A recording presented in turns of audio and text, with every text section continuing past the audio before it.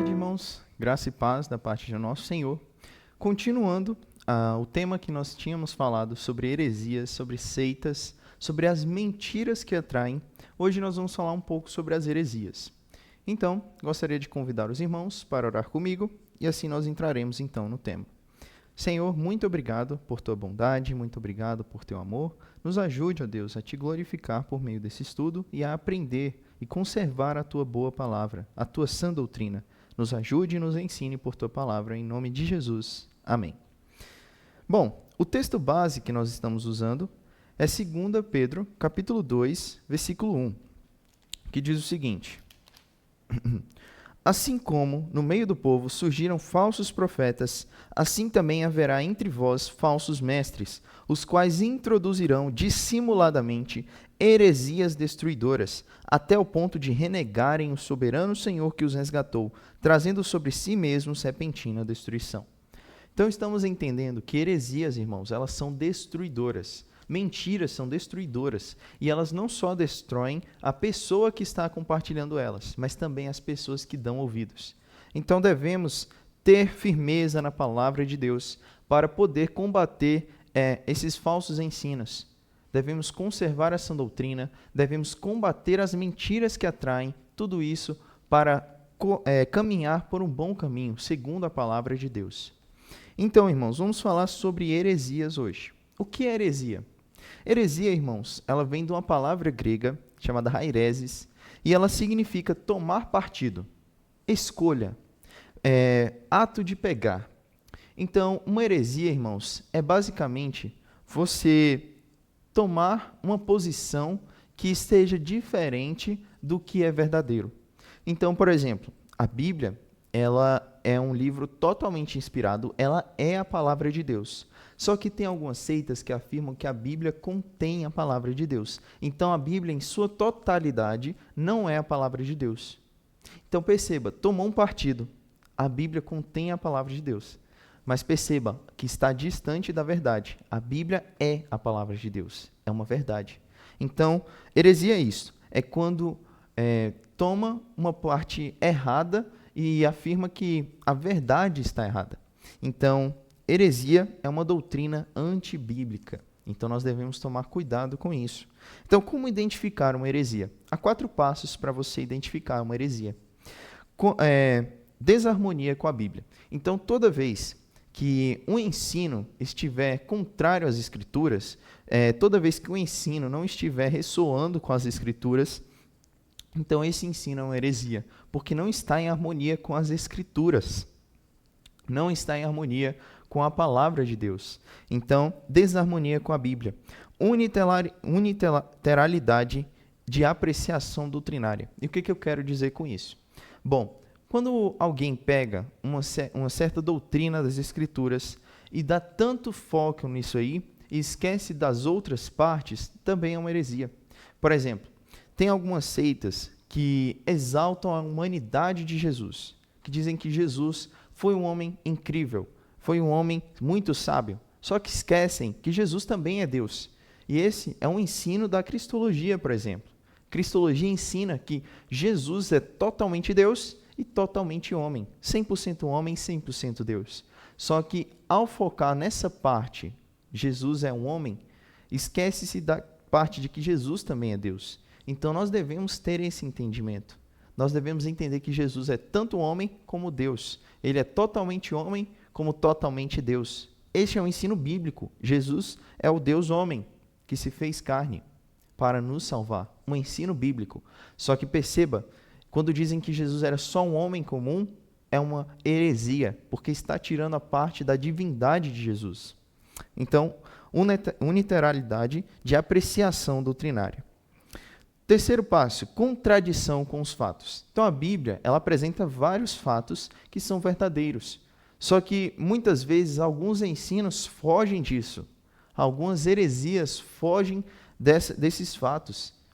Então, pegando versículos separados da Escritura, ensinam coisas que não batem com as Escrituras. Contradição com os fatos. Estão pegando ensinos da Bíblia e deturpando esses ensinos e acaba ficando com uma contradição dentro das Escrituras. Então, ensinos que pegam coisas separadas da Bíblia e deturpam o sentido do que a Bíblia está ensinando, contradizem os fatos do que a Bíblia ensina. Por exemplo, lá em João, capítulo 1, versículo 1, a nossa Bíblia fala o seguinte: no princípio era o Verbo estava com Deus e o Verbo era Deus. Só que os testemunhas de Jeová, por exemplo, eles traduzem a Bíblia deles, e quando eles traduzem esse versículo, eles falam o seguinte: no princípio era o Verbo estava com Deus e o Verbo era como um Deus. Olha só, é diferente. Nesse versículo que nós acabamos de falar da tradução dos testemunhos de Jeová, era como um Deus. Só que o que fala a nossa Bíblia? Era Deus. Então, um deles diz que Jesus era Deus e o outro fala que Jesus era como um Deus. Então, os testemunhos de Jeová, ao traduzir essa passagem, eles falam que Jesus não era Deus, ele era como um Deus. Perceba que ensino errado, porque a Bíblia inteira aponta para Jesus sendo Deus. Jesus é Deus. Colossenses capítulo 1 exalta a divindade de Cristo. A Colossenses capítulo 1 mostra que Cristo é quem sustenta toda a criação. As coisas foram feitas por meio dele. Jesus é Deus, irmãos. Então, contradição com os fatos é uma forma de identificar uma seita. Também incoerência lógica.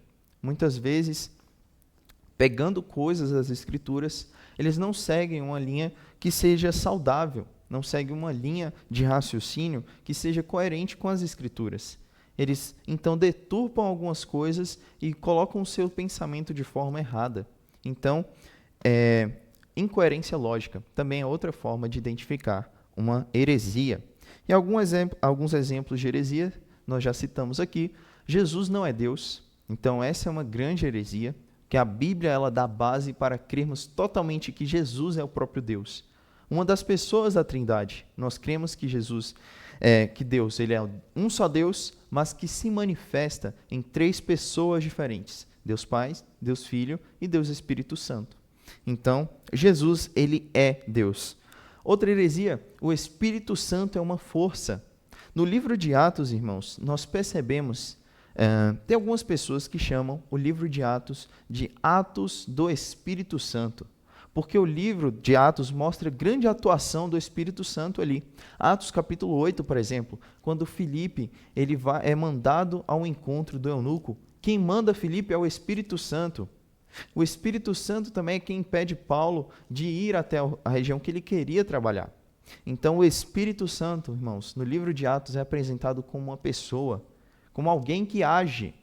Ele não é uma força. O Espírito Santo é o próprio Deus, é uma pessoa. Também, irmãos, outra heresia, a Bíblia contém a palavra de Deus. Eu já citei aqui, mas vou aprofundar um pouco mais. Então, por exemplo, quando você diz que a Bíblia contém a palavra de Deus, você está dizendo que ela em sua totalidade não é a palavra de Deus. Então, quando nós afirmamos que a Bíblia é a palavra de Deus, nós estamos dizendo que a Bíblia totalmente, cada versículo, toda a Escritura é a palavra de Deus.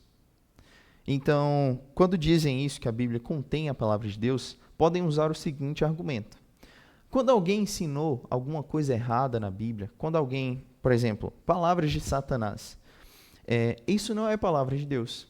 E realmente, se você for parar para pensar, o que Satanás, por exemplo, engana Eva ali no Jardim do Éden, não foi Deus quem falou. Mas perceba, o registro das Escrituras, o que está escrito aqui na Bíblia, é sim palavra de Deus. Porque o inspirado não foi o que Satanás disse naquele momento ali. O inspirado foi o registro que Deus quis conservar e que ele guardou aqui nas Escrituras. Então, a Bíblia é sim a palavra de Deus. Toda a Escritura é a palavra de Deus, porque foi Deus quem guardou, foi Deus quem inspirou os autores bíblicos e foi Ele quem conservou aqui. Então, a Bíblia é a palavra de Deus. Então, nós vimos aqui algumas heresias, como identificar as heresias e também alguns exemplos de heresias, também refutando com base na Bíblia. Então, que Deus os abençoe. Até a próxima live.